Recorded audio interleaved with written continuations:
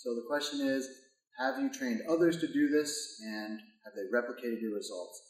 And the answer is yes and yes.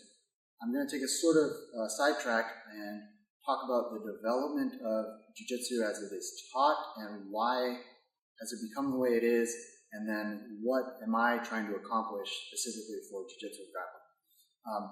So Jiu-Jitsu started to become really popular, you could say, around in the 90s with the UFC and the explosion of that. And coincidentally, it coincided with the rise of the internet.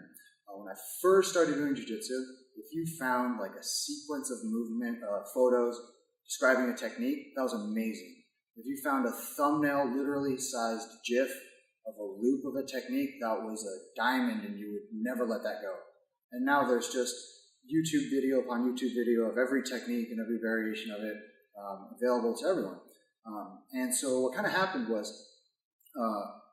Jiu-Jitsu, being a skill, never developed a system of notation like every other skill has developed. If you think about music and sheet music, or even chess, there are people that can read a chess match. But Jiu-Jitsu, because it was in video form as the internet became more and more popular, it was possible to just watch a video and then go and copy that movement, or make your own video and have someone copy that. And it's sort of like people were making photocopies of these photocopies of photocopies of it, and not really getting to the core of what Jiu-Jitsu is, in the same sense that if I were to show you page after page of sheet music, you would not necessarily be able to hear the song that's on that sheet music.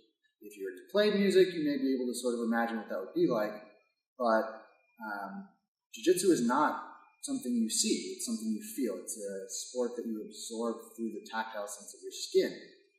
And so what sort of happens is Jiu-Jitsu can become more confusing when you try to learn it through videos, because the things that make a difference, whether it's a specific hook or a grip or timing, you're not always going to be able to pick up on that in a video if you don't already have the awareness of what to look for.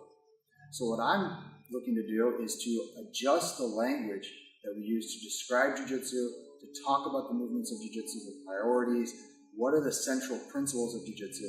Because if we can make that at least somewhat uniform, then in describing things through video, in doing instructionals, that language will describe the intention of the movement so that somebody watching it can go, oh, okay, it's not just do this with your arms and then do this with your legs.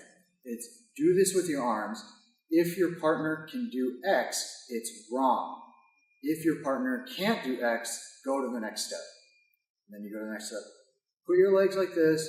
If your partner can stand up, it's wrong. If your partner starts to fall over immediately, it's right. And so by starting to have these sort of checks and signals that allow us to have a tactile response through a visual input, which is the instructional, we can actually come back and create the system of notation that Jiu-Jitsu deserves and needs in order for it to be something people can learn through something like a video instruction. If you want more videos, please click below to subscribe. If you want to dive in deeper, you can click here to get a free video seminar I did of one of my favorite sequences from standing to submission. And if you have any questions or anything you want to see, please leave it in the comments below.